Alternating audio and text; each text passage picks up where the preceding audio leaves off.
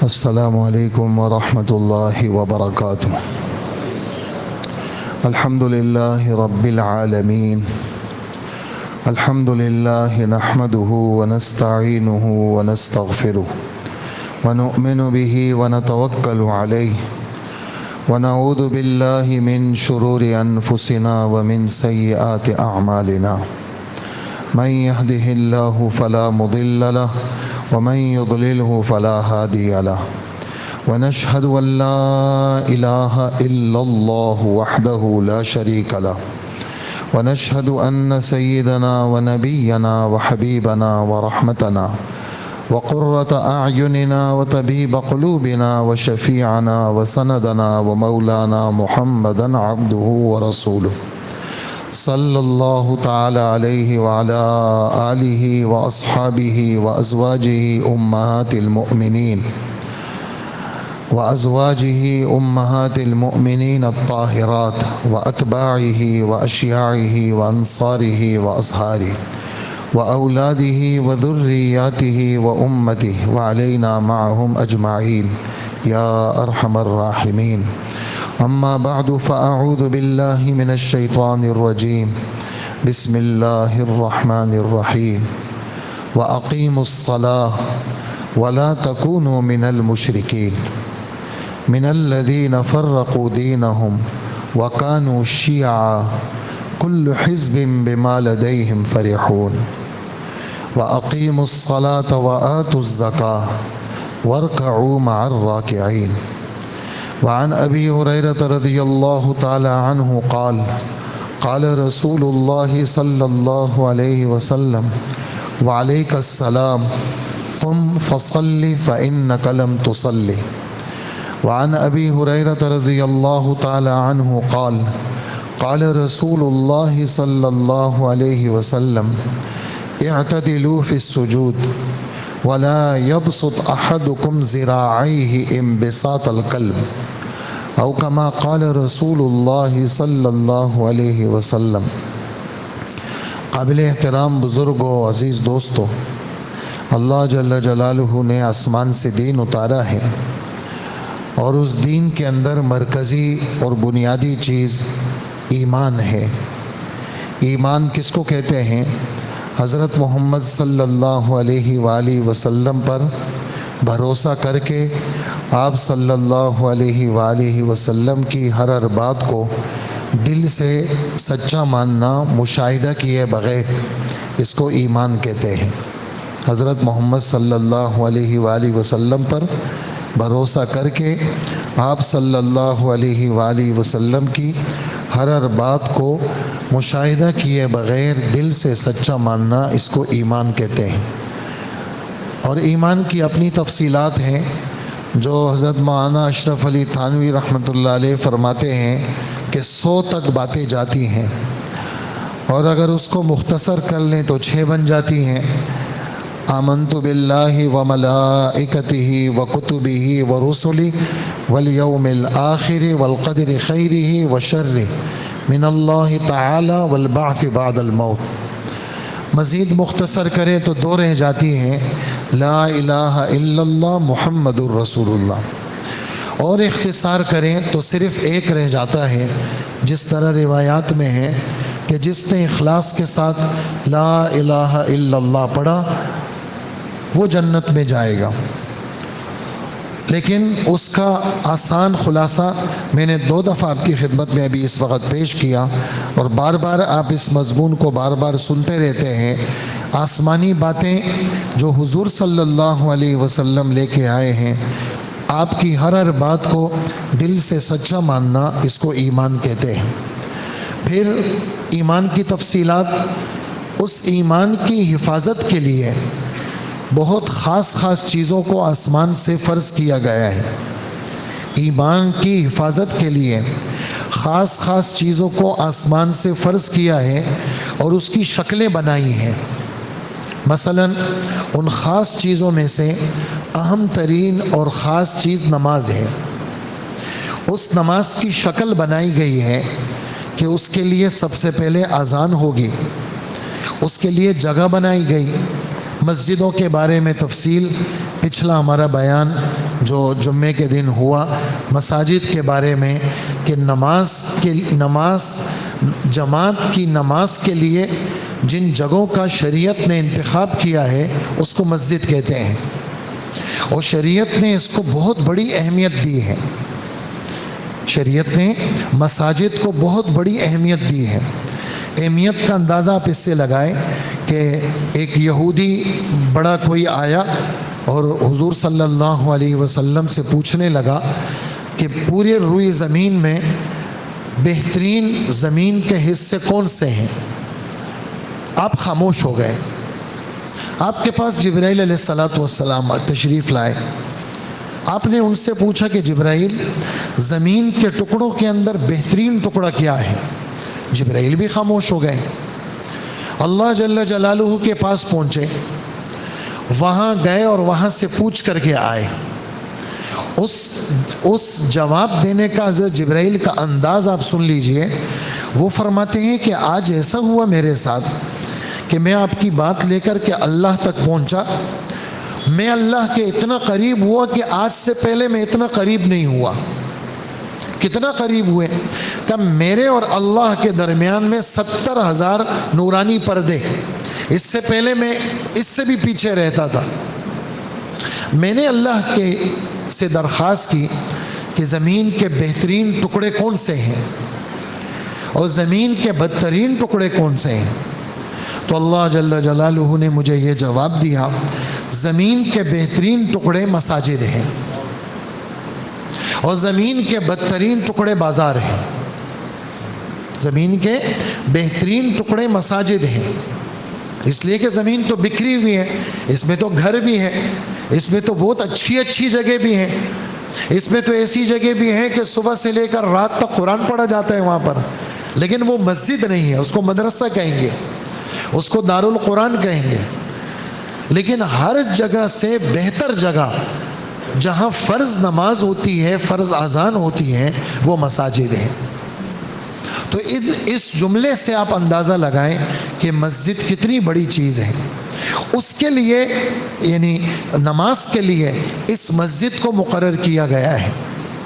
پھر نماز سے پہلے اذان ہوتی ہے، اذان کے بارے میں ایک لمبی چوڑی تفصیلات، اذان کا جواب دینا، اذان کہنے والا جنتی ہے، اذان کہنے والا وہ اس کی گردن قیامت کے دن اونچی ہوگی، اذان جس نے 7 سال اذان دی بس اس کی تو بخشش ہو گئی۔ یہ ساری باتیں صحابہ نے عرض کی، اللہ کے رسول اذان تو ایک ہی آدمی دیتا ہے، جواب تو ہزاروں آدمی دیتے اور سننے والے تو ہزاروں ہیں، ایک آدمی کو آپ نے اتنی فضیلت سنائی؟ تو آپ نے فرمایا اگر تم یہ فضیلت لینا چاہتے ہو تو تم اذان کا جواب دو گے، اللہ تمہیں یہ فضیلت دے دیں گے۔ اذان کا کیا جواب ہے؟ اس سلسلے میں 5 سے 6 حدیث مبارکہ ہیں۔ ایک تو آپ نے فرمایا قولوا مثل ما یقول المؤذن، جو مؤذن کہتا ہے تم بھی وہی کہو، جیسے اقامت ہو رہی ہے یہ بھی اذان ہے۔ لفظ اذان کا مطلب کیا ہے؟ لفظ اذان آپ سے کوئی پوچھے اذان کا ترجمہ کیا ہے، آپ کہیں گے اللہ اکبر اللہ اکبر، یہ تو شریعت میں اذان ہے۔ لفظ اذان کا ترجمہ کیا ہے؟ الف زال الف نون، اس کا کیا ترجمہ ہے؟ اس کا ترجمہ ہے کسی کو بلانا، اعلان کرنا، کسی چیز کی اطلاع دینا، کسی چیز کی خبر دینا۔ تو اقامت بھی خبر دینا ہے۔ تو یہ دونوں کے لیے یہ والی حدیث ہے کہ مؤذن جو کہے تم بھی وہی کہو۔ ہاں حی علی الصلاح حی علی الفلاح میں لا حول ولا قوت الا باللہ کہو، اور قد قامت الصلاح میں اقامہ اللہ و ادامہ کہو۔ اگر یہ نہیں آتا تو اقامہ اللہ و ادامہ کے بجائے اپنی زبان میں کہو اللہ اس نماز کو قائم دائم رکھ، اس نماز کو قائم دائم رکھ۔ تو جس نے مؤذن کا جواب دیا اللہ اس کی اس جواب دینے پہ بخشش کر دیں گے، بالکل آسان سودا۔ اور تم نے جب اذان سنی تو تم ایک دفعہ درود پڑھ لو. اگر تم نے درود پڑھ لیا تو میری شفاعت اس کے لیے واجب ہو گئی. تم نے جب اذان سنی تو تم میرے لیے شفاعت کبریٰ اللہ سے مانگو. کیا؟ اللہم رب ہذہ الدعوۃ التامہ والصلاۃ القائمہ. اس پوری دعوت کے اللہ، اس پوری دعوت کے رب. کس دعوت کے؟ اذان کے. کیونکہ اذان یہ آسمان سے آئی ہے، اگرچہ اس کے ترویج کا جو طریقہ ہے وہ بڑا عجیب ہے. وہ کیسے کہ مشورہ ہوا کہ آبادی بڑھ گئی ہے، مسجد نبوی ہے، قریب قریب گھر تھے، تو نماز کے لیے لوگ آ جاتے تھے.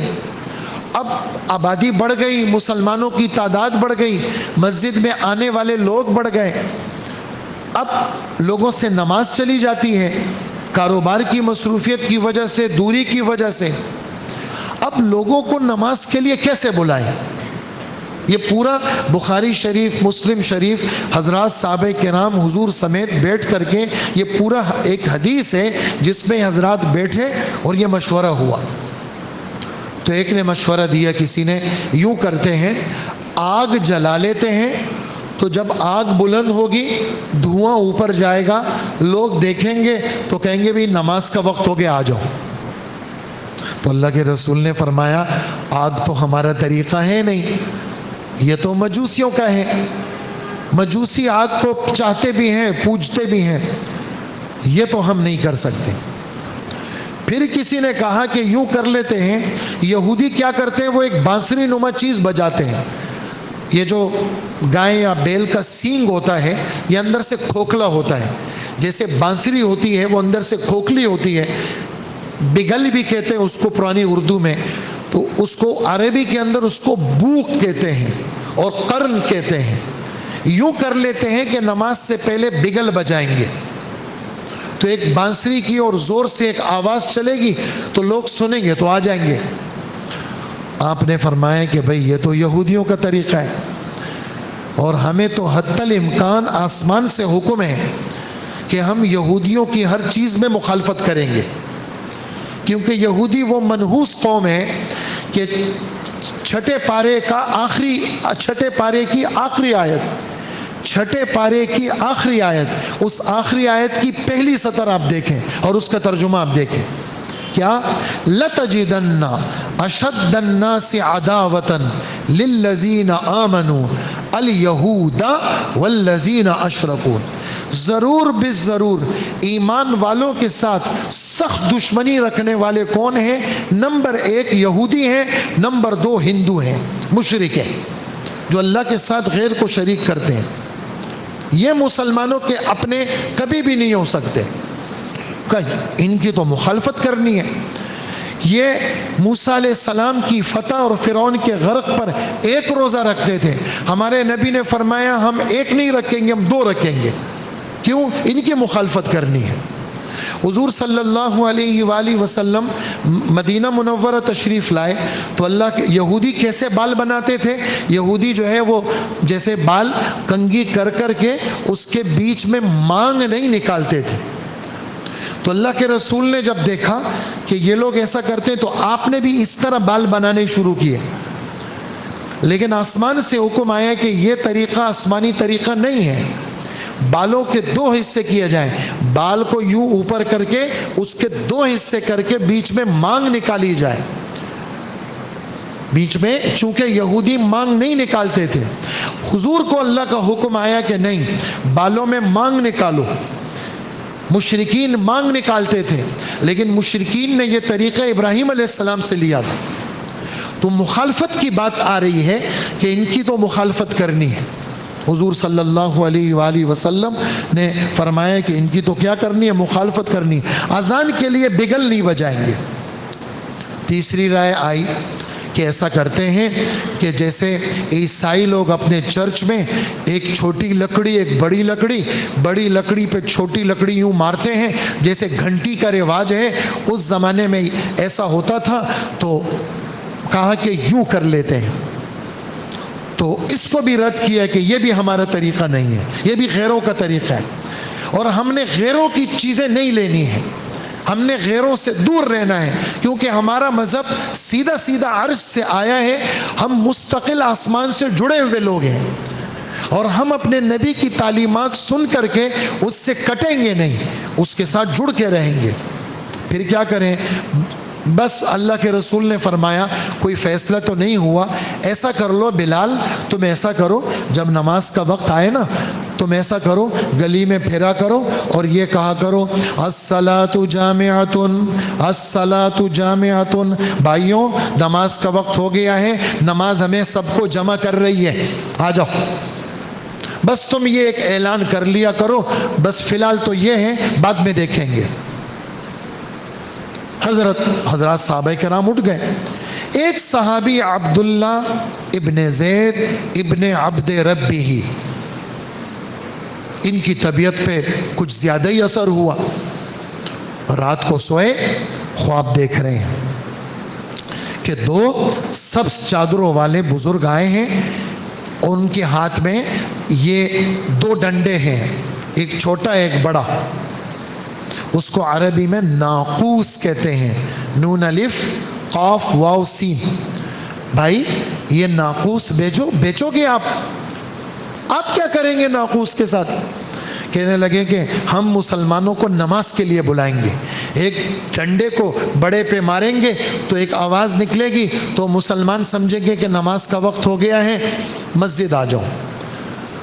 تو انہوں نے کہا اس سے اچھی چیز نہ بتاؤں آپ کو میں؟ تو کہا جی کیا چیز ہے؟ تو ایک یہ فرشتے اللہ نے بھیجے تھے انسانی شکل میں، ایک نے آذان دینی شروع کی۔ جیسی ہم آذان دیتے ہیں 4 دفعہ اللہ اکبر، 2 دفعہ اشہد ان لا الہ الا اللہ، 2 دفعہ اشہد ان محمد الرسول اللہ، 2 دفعہ حی علی الصلاۃ، 2 دفعہ حی علی الفلاح، 2 دفعہ اللہ اکبر، پھر 1 دفعہ لا الہ الا اللہ۔ اور دوسرے نے کیا کیا؟ دوسرے نے تکبیر پڑھ لی قد قامت الصلاۃ سمیت۔ یہ اٹھے جناب، تہجد کا وقت ہے، فجر کے لگ بھگ قریب وقت ہے، آ گئے۔ مسجد نبوی تو آباد رہنے والی مسجد تھی۔ کیسے آباد تھی؟ عشاء کی نماز کے بعد 2 جماعتیں بنتی تھی، ایک جماعت گھر چلی جاتی تھی، آدھی رات پہ ایک اور اذان ہوتی تھی، مسجد والے جو عشاء کے بعد رہ گئے وہ گھر چلے جاتے تھے، اور جو گھروں میں جا چکے ہوتے تھے عشاء کے بعد وہ مسجد آتے تھے۔ تو مسجد بھری ہوئی ہے، تہجد کا وقت ہے، لوگ موجود ہیں۔ انہوں نے آ کر کے اللہ کے رسول صلی اللہ علیہ وسلم کو یہ پورا قصہ سنایا۔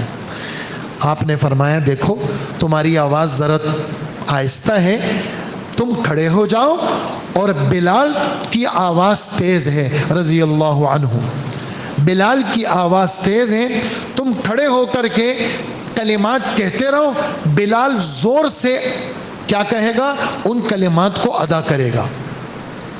یہ کھڑے ہوئے، فجر کی نماز کا وقت جب داخل ہوا، یہ کھڑے ہوئے اور حضرت بلال کو تلقین کر رہے ہیں۔ حضرت بلال نے زور سے آواز دے دی، اذان ہو گئی تھی۔ اتنے میں حضرت عمر لنگی پہنی ہوئی، اس زمانے میں قمیص کا رواج تھا نہیں، قمیص جو ہے چادر یوں پکڑے ہوئے اور چادر کو گھسیٹتے ہوئے تیزی کے ساتھ مسجد میں آئے۔ اللہ کے رسول میں نے بھی یہی خواب دیکھا ہے۔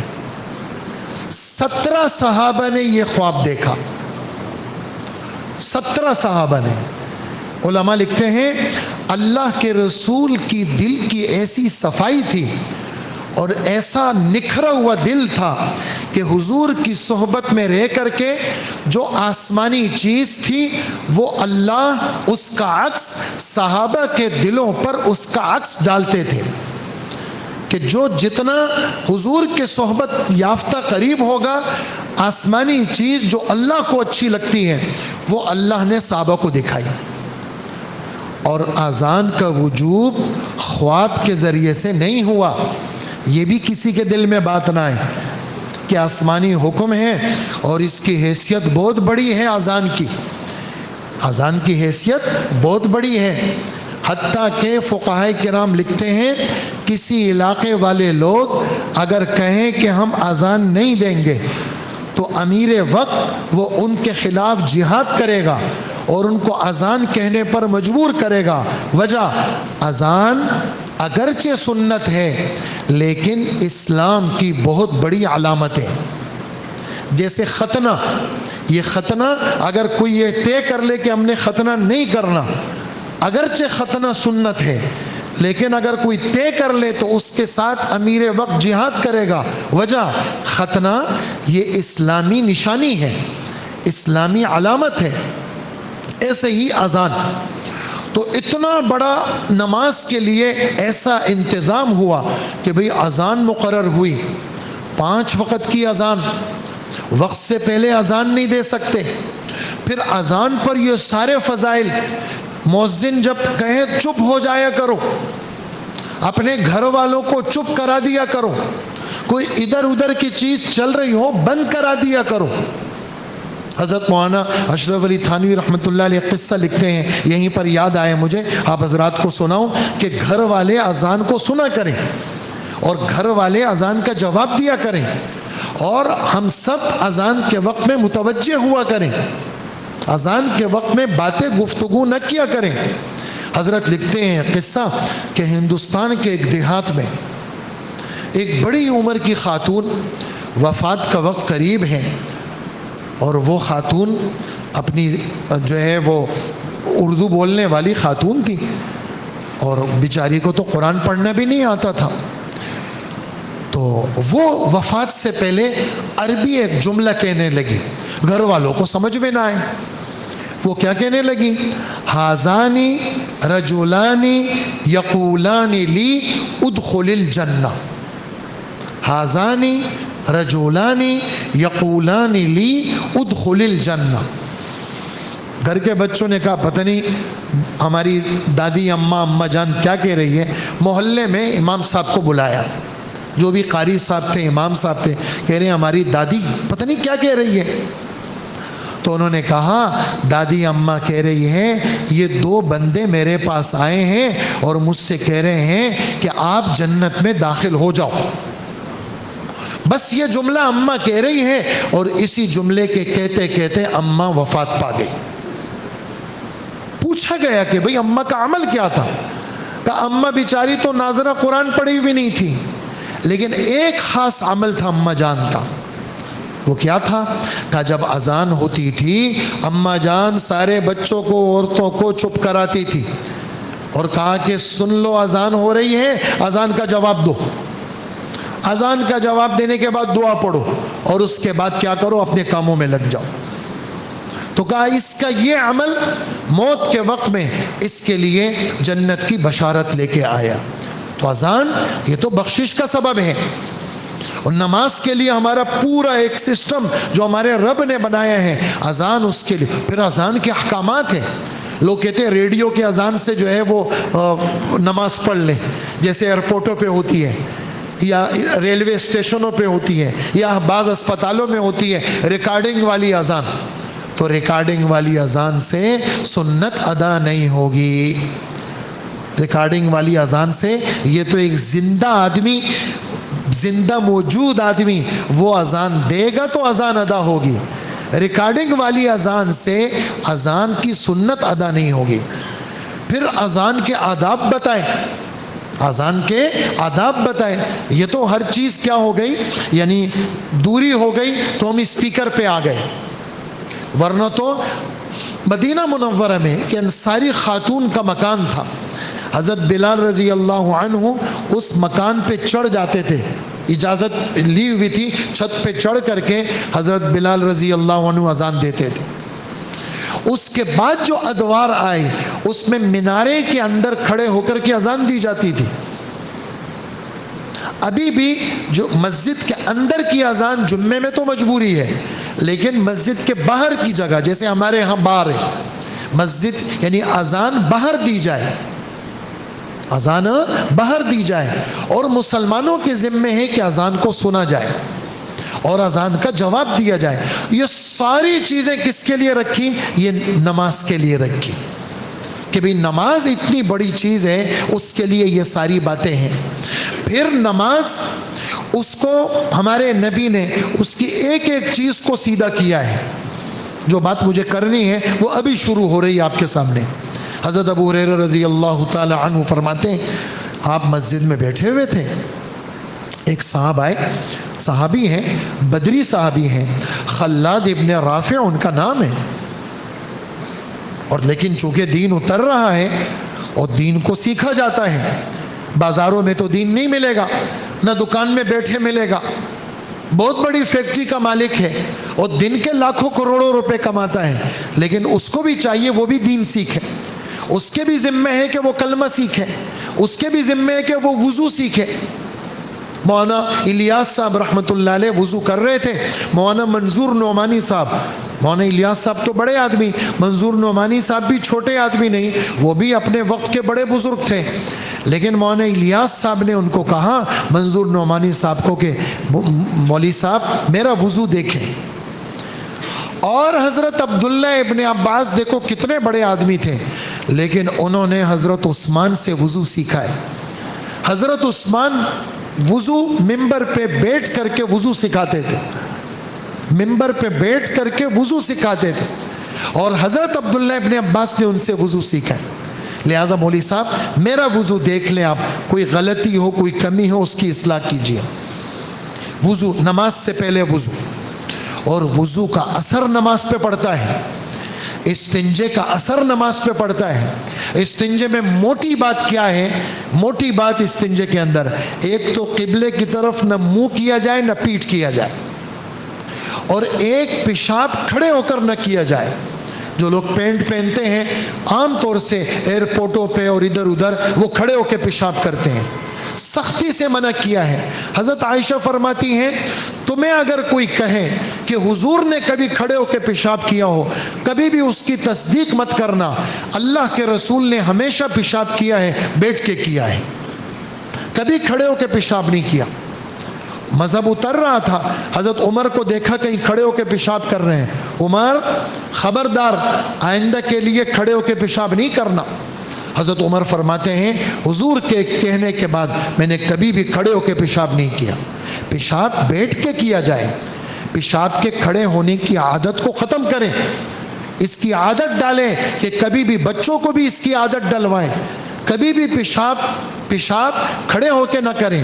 اور یہ بات پورا مجمع سن لے، اپنے آپ کو سنانے کے لیے آپ کو سنا رہا ہوں، کیا کہ عمومی طور پر اعلان کیا ہے آپ نے استنزہوا عن البول، پیشاب کے چھینٹوں سے اپنے بدن کو، کپڑوں کو بچایا کرو، اس لیے کہ عمومی طور پر قبر کا عذاب پیشاب کے چھینٹوں سے نہ بچنے کی وجہ سے ہوتا ہے۔ چاہے کموڈ پہ بیٹھ کے پیشاب کریں، چاہے دوسرے دیسی والے جو ہے وہ اس پہ WC پہ بیٹھ کے پیشاب کریں، پیشاب کے چھینٹوں سے اپنے کو بچانا ہے۔ اس زمانے میں جیسے ایسا سسٹم نہیں تھا، باہر صحراؤں میں جاتے تھے، آپ نے فرمایا ایسی جگہ پہ پیشاب مت کرنا جہاں سے ہوا آ رہی ہو، کیوں؟ وہ ہوا تمہارے پیشاب کو اڑائے گی، تمہارے بدن پہ لگائے گی۔ ایسی جگہ پہ پیشاب مت کرو کہ اوپر سے نیچے آئے اور تمہارے بدن اور کپڑوں پہ پیشاب کے چھینٹے لگے۔ ایسے تیز پیشاب مت کرو جس کی وجہ سے کسی چیز پر پیشاب لگ کر کے وہ اڑ کر کے تمہاری طرف آئے، سختی سے منع کیا۔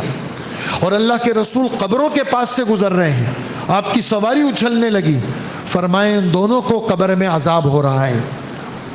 ایک چغل خور تھا، لگائی بجھائی میں لگا رہتا تھا، اور دوسرا پیشاب کے چھینٹوں سے بچنا نہیں تھا۔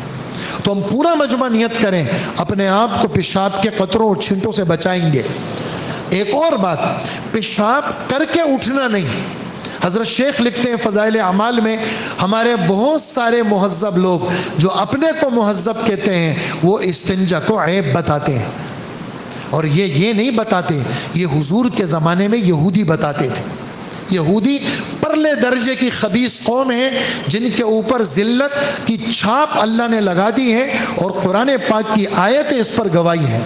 یہ وہ قوم ہے جو اپنے نبیوں کے بھی نہیں تھے، یہ نبیوں کے بھی قاتل، یہ اولیاء کے بھی قاتل، یہ اللہ کے رسول کا مذاق اڑاتے تھے۔ صحابہ کو کہتے تھے یہ کیسا نبی ہے، تمہیں پیشاب کا طریقہ بھی بتاتا ہے، تو صحابہ بھی دلیر تھے، وہ ہمارے جیسے شرماتے نہیں تھے، وہ کہتے تھے ہاں ہمارے نبی ہمارے والد جیسے ہیں، ہمیں ہر وہ چیز بتائیں گے جس کی پر عمل کی وجہ سے ہم اپنے رب کے دربار میں سرخرو ہوں۔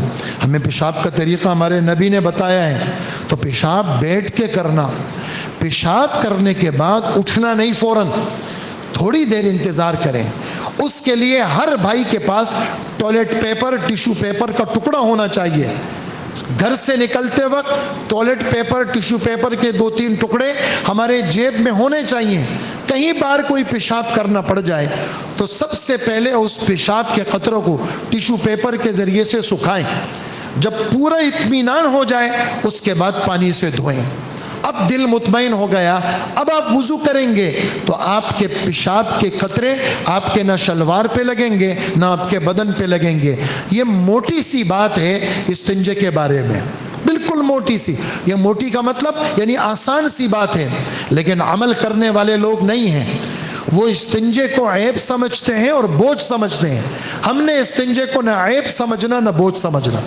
تو وہ صحابی آئے، حضور صلی اللہ علیہ وسلم کو سلام کیا، آپ نے فرمایا وعلیکم السلام، جاؤ بھائی تم نماز دوبارہ پڑھو، تمہاری تو نماز ہی نہیں ہوئی۔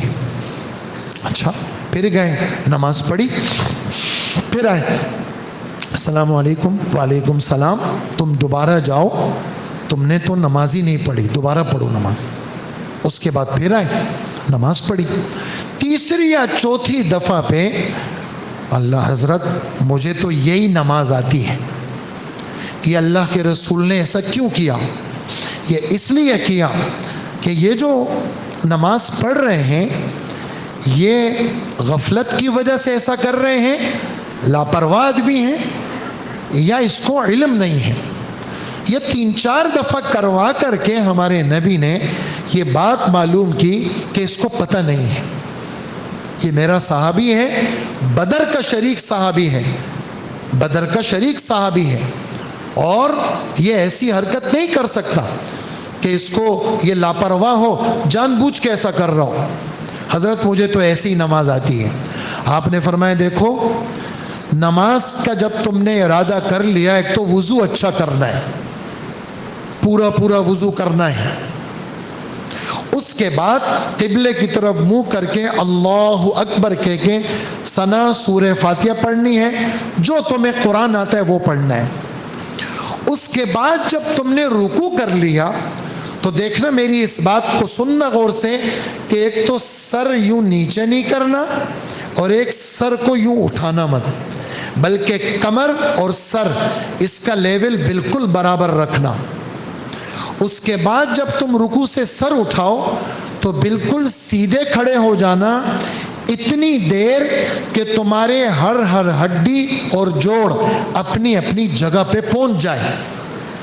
اس کے بعد سجدہ کرنا، اور سجدے کے اندر بھی ہاتھ اچھی طرح یہ والی جو جگہ ہے یعنی کونیوں والی جگہ، اس کو بچھانا مت، اس کو اٹھا کے رکھنا، اور دونوں ہاتھوں کی انگلیوں کو اچھی طرح ملانا اور کونیوں کو اٹھا کے رکھنا، اور کمر کو بالکل ایسا سیدھا جھکا کے رکھنا، جس کے لیے لفظ استعمال کیا کہ ٹکا کے سجدہ کرنا، ٹکا کے رکوع کرنا، ڈھیلا سجدہ، ڈھیلا رکوع نہیں کرنا۔ اور پھر جب تم بیٹھ جاؤ، سجدے سے اٹھ جاؤ، اچھی طرح بیٹھنا، لیکن کیسے بیٹھنا؟ شیطان کی طرح نہیں بیٹھنا۔ اللہ اکبر! شیطان کیسے بیٹھتا ہے؟ شیطان دونوں ٹانگیں کھڑی کر کے دونوں ایڑیوں پر بیٹھنا کا، یہ شیطان کا بیٹھنا ہے۔ بلکہ الٹی ٹانگ کو بچھا دو، اس پہ بیٹھ جاؤ، اور سیدھی ٹانگ کو کھڑا کر دو، ایسے بیٹھنا ہے تم نے، اور اتنی دیر بیٹھنا ہے جتنے تمہارے جوڑ بند کیا ہو جائے، اپنی اپنی جگہ پہ پہنچ جائیں۔ اس طرح تم نے پوری نماز میں کرنا ہے۔ تب तो तुम्हारी नमाज सही होगी, वरना तुम्हारी नमाज ख़तरे में है। इसमें इस हदीस में वजाहतें काफ़ी सारी हैं। अगला बयान इंशाअल्लाह नमाज ही के मुताल्लिक इंशाअल्लाह होगा, जो हमारे नबी सल्लल्लाहु अलैहि वसल्लम ने हमें आदाब सिखाए हैं। कम से कम इतना तो आज ले लें, काफ़ी सारी बातें आई और इस्तिंजा वज़ू की बात भी आई, वज़ू की बात नहीं आई, इस्तिंजे की बात आई, और नमाज के अंदर इतनी बात आ गई कि इंशाअल्लाह आज से हम पुरसुकून नमाज पढ़ेंगे और जल्दबाजी वाली नमाज नहीं पढ़ेंगे, सर से उतारने वाली नमाज नहीं पढ़ेंगे, पुरसुकून नमाज पढ़ेंगे ताकि नमाज हमारे दिल पर असर करे। अल्लाह मुझे भी अच्छा नमाजी बनाए और आपको भी अच्छा नमाजी बनाए। वसल्लल्लाहु वसल्लम अला नबीना मुहम्मद व आलिहि व अस्हाबिहि अजमाइन।